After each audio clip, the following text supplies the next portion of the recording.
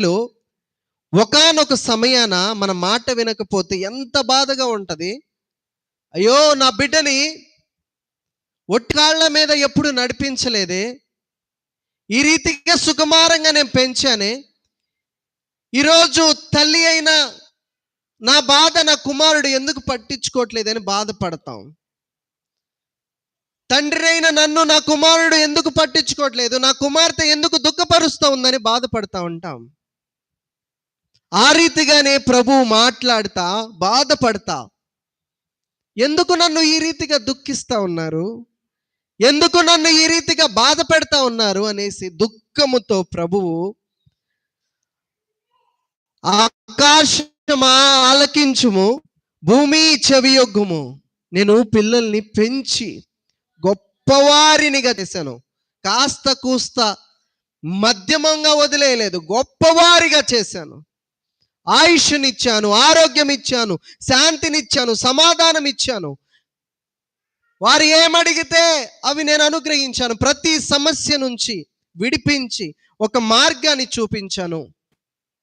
బిడ్డలు పెరిగి గొప్పవారైపోయారు, నా మీద తిరుగుబడతా ఉన్నారు పెద్దవారైన తర్వాత. ప్రభు అంటా ఉన్నాడండి ఈ మాట బాధపడతా. ఇంకొక మాట ఉంటుంది, లోబడనొల్లని జనుల వైపు దినమెల్లా నా చేతులు చాచి ఉంచాను. అదండి గొప్ప ప్రేమ, అది అండి గొప్ప ప్రేమ. ఈరోజు ప్రియులరా, దేవుని వాక్యం తెలియపరుస్తుంది, నీవు రక్షణ పొందుకొని దేవుని దుఃఖించేవానిగా మిగిలిపోవడం దేవునికి ఇష్టం లేదు. దేవుడు బాధపడతా ఉన్నాడు. ఈ రోజున ప్రభు ఎంతగానో దుఃఖిస్తా ఉన్నాడు.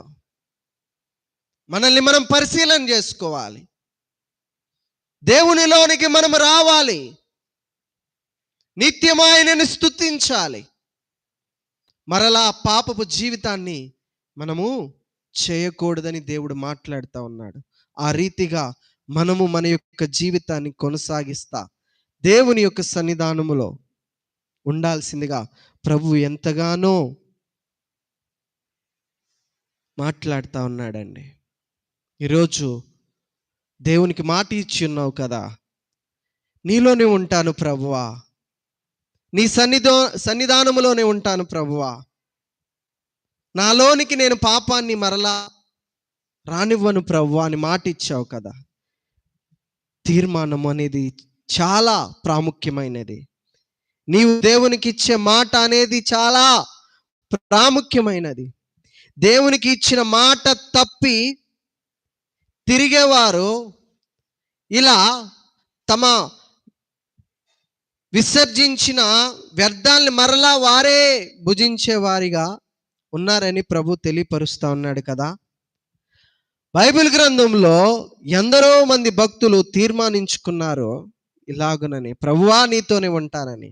కొంతమంది తప్పిపోయారు, కానీ కొంతమంది వారు తీర్మానం మాత్రం తప్పలేదు, దేవునికి ఇచ్చిన మాట మాత్రము తప్పలేదు. ఎంత కష్టమైన దేవునికి ఇచ్చిన మాట నిలబెట్టుకొనే ఉన్నారండి. మనకి ప్రాముఖ్యమైన ఉదాహరణ, తీర్మానం తప్పకుండా ఎంత కష్టమైనా నిలబెట్టుకున్న వారిలో మొదటి వాడిగా బైబిల్ గ్రంథం నుంచి కనపడేది ఎవరండి? యొఫ్తా. అసలు ఎవరు ఈ యొఫ్తా? దేవునికి చేసిన తీర్మానం ఏంటి అనేది బైబిల్ గ్రంథంలో నుంచి మనం పరిశీలన చేస్తే యొఫ్తా గురించి చూడండి. న్యాయాధిపతుల గ్రంథంలో 11వ వాక్యములో ఉంటుందండి. 11వ వాక్యము మొదటి వచనాన్ని మనం చదువుకుందాం. 11వ గిలాదు వాడైన యొఫ్తా పరాక్రమము గల బలాఢ్యుడు, అతడు వేశ్య కుమారుడు. చాలండి. ఎవరండి ఈ యొఫ్తా? వేశ్య కుమారుడు. వేశ్య కుమారునికి విలువ ఉంటుందండి? తిరస్కరింపబడతా, నీ తల్లి నీచమైన పనులు చేసేదయా అనేసి తిరస్కరిస్తారా లేదా ఈ లోకంలో?